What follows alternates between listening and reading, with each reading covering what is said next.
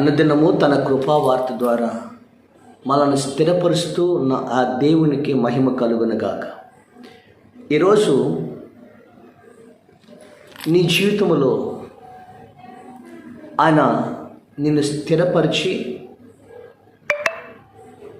నిన్ను ఆశీర్వదించబోతున్నాడు. తెస్సలోనికి రాసిన 2వ పత్రిక 3వ అధ్యాయము 3వ వచనం మనం చదివినట్లయితే ఆయన అంటున్నాడు, అయితే ప్రభువు నమ్మదగిన వాడు, ఆయన మిమ్మల్ని స్థిరపరిచి దుష్టత్వం నుండి కాపాడును. మేము మీకు ఆజ్ఞాపించిన వాటిని మీరు చేయవలన ఉన్నారని ఇక చేదురనియు ప్రభువునందు మిమ్మల్ని గూర్చి నమ్మకము కలిగి ఉన్నాను. ఇక్కడ రాయబడింది, ప్రభువు నమ్మదగిన వాడు, ఆయన మిమ్మల్ని దుష్టత్వం నుండి విడిపించి ఆయన మిమ్మల్ని స్థిరపరుస్తాడు అని రాయబడింది. ఈరోజు ఈ వాగ్దానం నీ జీవితంలో నెరవేర్చునుగాక. దేవుడు మిమ్మల్ని స్థిరపరుస్తాడు. ఎవరు కూడా అస్థిరంగా ఉండాలని, అటు ఇటు తిరగాలని, స్థిరము లేని జీవితాలు ఉండాలని ఎవరు కోరుకోరు.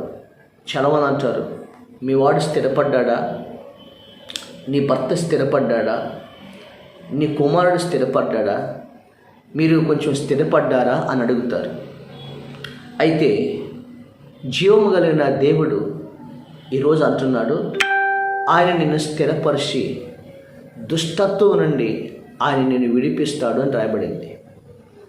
జ్ఞాపకం చేసుకోండి, ఇంతవరకు నీ జీవితంలో స్థిరత్వం లేని జీవితం, అస్థిరత్వం కలిగినటువంటి జీవితం, గురి గమ్యము లేని జీవితం, ఎటు తోసని జీవితం, ఎటు తోసగా ఏం చేయాలో పాలుపోని జీవితంలో నీవు ఉన్నావు. అయితే ఈరోజు ప్రభువు నమ్మదగిన వాడు, ఆయన ఆశ్రయించేవారిని, ఆయనను సేవించేవారిని ఆ దేవుడు మనల్ని స్థిరపరుస్తాడని దేవుని వాక్యము ఇలా రాయబడి ఉంది. పిల్లల దేవుని స్తోత్రం కలుగునుగా. జ్ఞాపకం చేసుకుందాం. ఒక రాజు ఉన్నాడు, ఒక యవనస్తుడు ఉన్నాడు. బైబిల్ గ్రంథంలో అతని పేరు ఉజ్జియా. 2వ దినవృత్తాంతముల గ్రంథం 26వ అధ్యాయము 26వ అధ్యాయము 3వ వచనం చూసినట్లయితే ఆయన ఉజ్జియా 16 ఏండ్లకే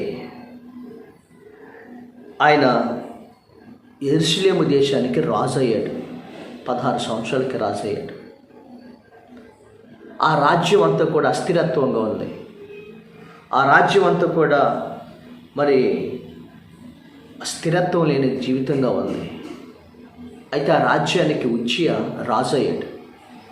అతడు రాజు అయిన తర్వాత అతని జీవితాన్ని దేవుడు ఏం చేశాడంటే, చూడండి 26వ అధ్యాయం 15వ వచనం మనం చూస్తే, మరియు అతడు అంబులనేమి పెద్ద రాళ్ళనేమి ప్రయోగించుటకై ఉపాయశాలను కల్పించి యంత్రములను యెరూషలేములో చేయించి దుర్గములలో బురుజులను ఉంచెను.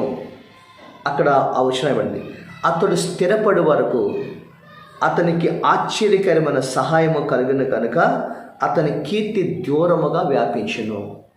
అతని స్థిరపడి వరకు యెహోవా సహాయము అతనికి ఆశ్చర్యకరమైన సహాయాన్ని దేవుడు చేశాడు.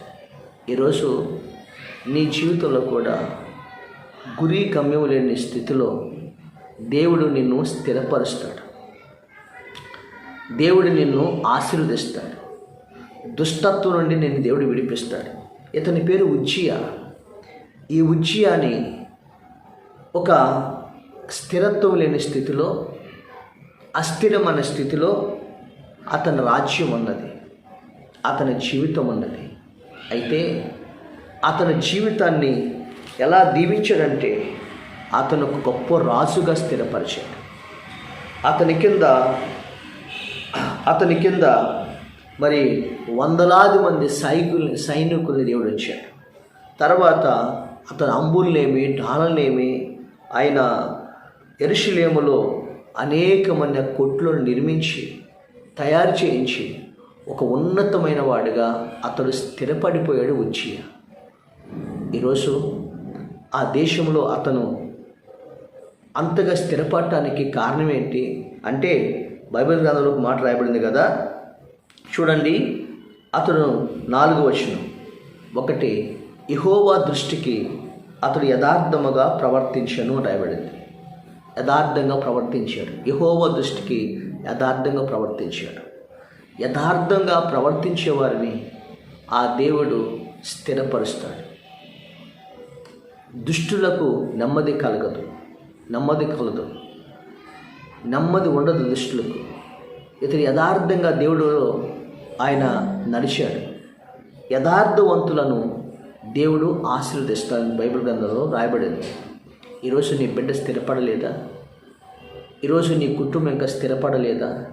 ఇంకా అప్పుల్లో, అనారోగ్యంలో, ఇంకా అలాంటి పరిస్థితుల్లో నీ ఉన్నప్పుడు నీ జీవితంలో దేవుడి గొప్ప కార్యాన్ని నీ జీవితంలో జరిగిస్తాడు. నీ బిడ్డల్ని, నీ భర్తని స్థిరపరుస్తాడు, నీ కుటుంబాన్ని స్థిరపరుస్తాడు. ఎప్పుడు తెలుసా? నువ్వు యథార్థంగా ప్రభు కొరకు బ్రతికినప్పుడు. యథార్థంగా ప్రభు కొరకు నువ్వు బ్రతుకుతూ నేర్చుకో. యథార్థవంతులకు చీకట్లో వెలుగు పుట్టిద్దట. కాబట్టి ఈరోజు యథార్థవంతులు పిల్లల భిక్షమెత్తుకుంటే నేను ఎప్పుడు చూడలేదని ప్రభు చెప్తున్నాడు. ఏబు యథార్థవంతుడు కదా, ఏబు నీతిమంతుడు, న్యాయవంతుడు కదా. ఆ ఏబుని దేవుడు రెండంతలుగా మేలు చేసి స్థిరపరిచాడు కదా. ఈరోజు నీ జీవితాన్ని కూడా స్థిరపరుస్తాడు. రెండవదిగా దేవుడు అతను చేస్తున్నాడంటే అతడు దేవుణ్ణి ఆశ్రయించాడు. 1 యథార్థంగా ప్రవర్తించాడు, రెండోది దేవుణ్ణి ఆశ్రయించాడు. దేవుని స్తోత్రం. మనం స్థిరపడాలని మనుషులను ఆశ్రయిస్తాం. మనం ఏదో రకంగా సెటిల్ అవ్వాలని ధనాన్ని ఆశ్రయిస్తాం. మనం ఏదో రకంగా సెటిల్మెంట్ అవ్వాలని, మన బిడ్డలు సెటిల్ చేయాలని మన తెలివితేటలు, జ్ఞానాన్ని ఉపయోగిస్తాం. కానీ ఇతను ఏం చేశాడంటే యెహోవాను ఆశ్రయించాడు. బైబిల్ గ్రంథంలో ఎవరైబడింది? మనుషులను ఆశ్రయించుట కంటే, రాజులను ఆశ్రయించుట కంటే యెహోవాను ఆశ్రయించుట మేలు అని రాయబడింది కదా. అయితే ఈ వ్యక్తి దేవుణ్ణి ఆశ్రయించాడు. దేవుని స్తోత్రం కలుగునుగాక. ఈరోజు నీ జీవితంలో కూడా ఆ దేవుణ్ణి ఆశ్రయించు. బైబిల్ గ్రంథం రాయబడిందిగా, ఆయన అంటాడు, మనుషులు ఎదుట నన్ను ఆశ్రయించిన వారికి నేను సిద్ధపరిచిన మేలు ఎంతో గొప్పదంటాడు. కీర్తన గ్రంథం 31:19 మనం చూస్తాం. నరులు ఎదుట నన్ను ఆశ్రయించిన వారికి ఎడల నేను దాసి ఉంచిన మేలు ఎంతో గొప్పదన్నాడు. ఇతడు దేవుణ్ణి ఆశ్రయించితే ఇతనికి ఏం దాసి ఉంచాడు? 16 సంవత్సరాల వయసులోనే ఇశ్రాయేలు దేశానికి యెరూషలేము పట్టణంలో ఇతన్ని రాజుగా దేవుడు సిద్ధపరిచాడు, సింహాసనాన్ని సిద్ధపరిచాడు. కాబట్టి దేవుణ్ణి ఆశ్రయించడం నేర్చుకో. దేనిని ఆశ్రయించద్దు, మనుషులను ఆశ్రయించద్దు. ఈ రోజున నువ్వు ఈ లోకాన్ని ఆశ్రయించద్దు, దేవుణ్ణి ఆశ్రయించిన వారిని ఆ దేవుడు సిద్ధపరిచిన మేలు ఎంతో గొప్పది.